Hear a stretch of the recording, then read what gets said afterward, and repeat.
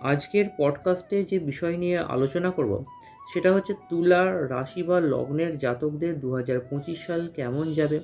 তুলা রাশি বা লগ্নের জাতকদের ক্ষেত্রে বৃহস্পতি গ্রহের ট্রানজিট কী ফললাভ আনতে চলেছে, বর্তমান প্ল্যানেটারি ট্রানজিট কেমন চলছে, এই সমস্ত বিষয় নিয়ে খুব সংক্ষেপে আলোচনা করব এবং রেমিডিয়াল পোর্শনটা নিয়েও আলোচনা করব।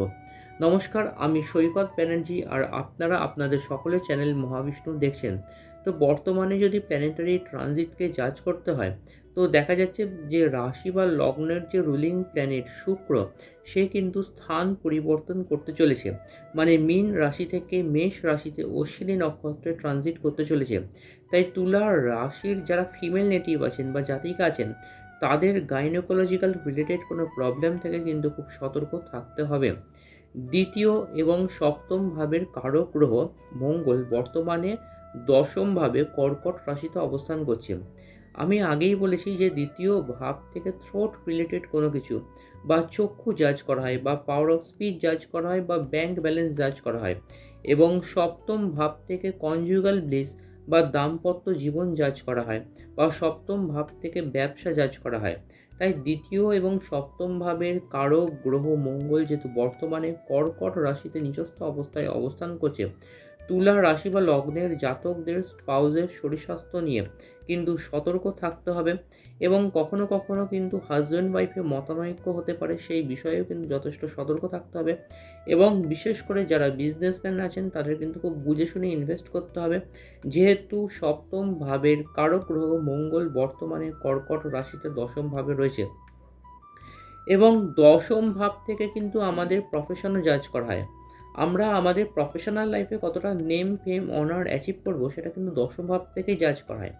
দশম ভাবে যেহেতু মঙ্গলের অবস্থান রয়েছে এবং সে যেহেতু পীড়িত অবস্থায় রয়েছে, তাই তুলা রাশি বা লগ্নের জাতকদের কর্মের স্থান নিয়ে কিন্তু খুব সতর্ক থাকতে হবে। এবং এই দশম ভাবের মঙ্গল যেহেতু চতুর্থ ভাবকে দৃষ্ট করেছে, এবং চতুর্থ ভাব থেকে মাতার শরীর স্বাস্থ্য বা বাড়ির সুখ শান্তি সমৃদ্ধি বা প্রপার্টিতে কতটা ডোমেস্টিক ব্লিস পিস হারমোনি থাকবে, এই সমস্ত কিছু জাজ করা হয়। এবং চতুর্থ ভাবের ওপরে যেহেতু মঙ্গল গ্রহের পূর্ণ দৃষ্টি রয়েছে, তাই তুলা রাশির জাতকদের কিন্তু প্রপার্টি রিলেটেড কোনো ব্যাপার নিয়ে কিন্তু সতর্ক থাকতে হবে, বা জমি জমা সংক্রান্ত রিলেটেড কোনো সমস্যা নিয়ে কিন্তু খুব সতর্ক থাকতে হবে। মাতার শরীর স্বাস্থ্য নিয়ে খুব সতর্ক থাকতে হবে। এবং ফোর্থ হাউস থেকে যেহেতু ভেহিকেল জাজ করা হয়, তুলা রাশির জাতকদের কিন্তু খুব সাবধানে ড্রাইভ করতে হবে। জুন 2025 আর জুলাই 2025 এই 2 মাস কিন্তু তুলা রাশির জাতকদের সন্তানের শরীর স্বাস্থ্য নিয়ে সতর্ক থাকতে হবে, যেহেতু মঙ্গল আর রাহুর একটা কানেকশন কিন্তু জেনারেট করতে চলেছে। পঞ্চমে যেহেতু রাহুর অবস্থান রয়েছে এবং তার উপরে যেহেতু বৃহস্পতির পূর্ণ দৃষ্টি রয়েছে, তুলা রাশির জাতকদের কিন্তু 2025-এ নতুন কোনো প্রেম বা প্রণয় আসতে পারে, এবং সেই বিষয়ে কিন্তু একটা ক্লিয়ার ইন্ডিকেশন রয়েছে। এবং তুলা রাশির জাতক বা জাতিকাদের কিন্তু বর্তমানে অষ্টম ভাব পীড়িত অবস্থায় রয়েছে। অষ্টম ভাব যেহেতু পীড়িত অবস্থায় রয়েছে, তাই তুলা রাশির জাতক বা জাতিকাদের লোয়ার অ্যাবডোমেন রিলেটেড কোনো ডিসঅর্ডার বা ইউরিনারি ট্র্যাক্ট ইনফেকশন থেকে কিন্তু খুব সতর্ক থাকতে হবে। এবং তুলা রাশির জাতকদের যেহেতু এই মুহূর্তে নবমভাবে বা মূল ত্রিকোণে বৃহস্পতি গ্রহের অবস্থান রয়েছে, এবং এই বৃহস্পতি গ্রহের দৃষ্টি যেহেতু লগ্ন ভাবের ওপর পূর্ণরূপে পড়েছে, তাই তুলা রাশির জাতক বা জাতিকাদের যতই বিপদ আসুক না কেন সেটা তো ওভারকাম করবে।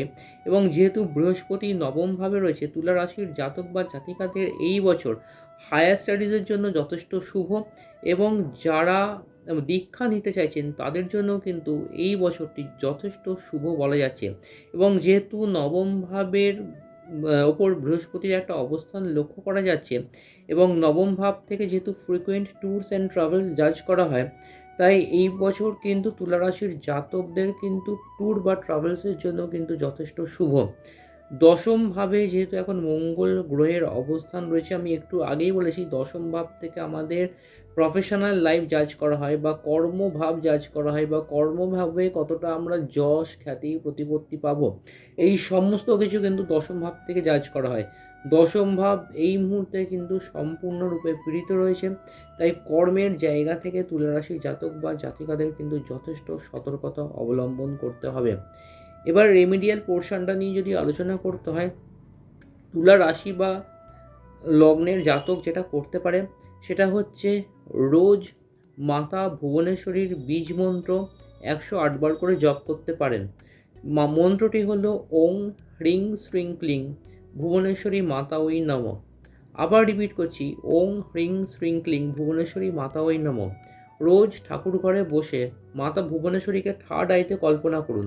থার্ড আইতে কল্পনা করে এই মন্ত্রটি 108 বার করে জপ করুন। দেখুন আপনাদের চার্টের ওপরে যত নেগেটিভ প্রভাব আছে সেটা কিন্তু অনেকাংশেই কমে যাবে।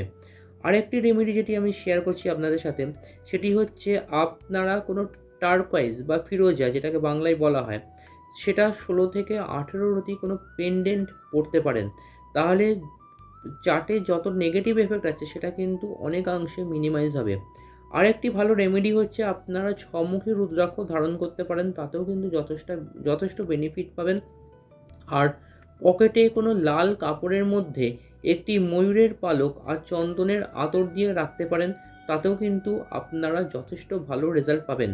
দেখা হচ্ছে আপনাদের সাথে পরের ভিডিওতে। পরের ভিডিও আমার থাকছে বৃশ্চিক রাশি নিয়ে। দেখতে থাকুন আপনাদের সকলের চ্যানেল মহাবিষ্ণু। ধন্যবাদ।